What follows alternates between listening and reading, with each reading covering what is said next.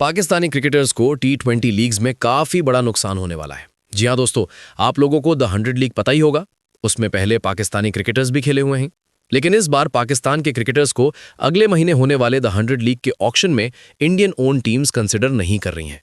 And सिर्फ the 100 में ही नहीं, और भी बहुत सारी लीग्स में उन्हें नुकसान हो सकता है।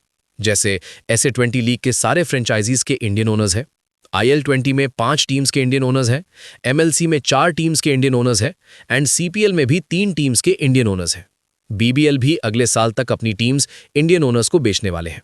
न्यूजीलैंड भी एक नई लीग लॉन्च कर रहा है जो इंडिया के कंट्रोल में होगी, जिसका मतलब यह है कि अगले कुछ सालों में आप पाकिस्तान के प्लेयर्स को शायद सिर्फ BPL में ही देख पाएंगे।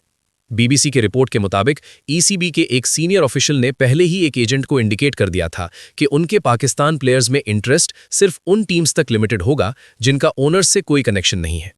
दूसरी तरफ एक और एजेंट ने इस सिचुएशन को उन लीग्स में जहां इंडियन इन्वेस्टमेंट है एक अनरिटन रूल बताया।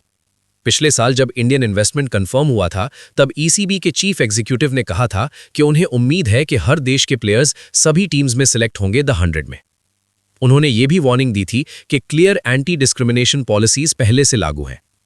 लेकिन जितने ज्यादा अब इंडियन ओनर्स हर लीग में बढ़ रहे हैं, इसकी उम्मीद तो काफी कम है कि पाकिस्तानी प्लेयर्स कभी उसे टीम से खेल पाएंगे।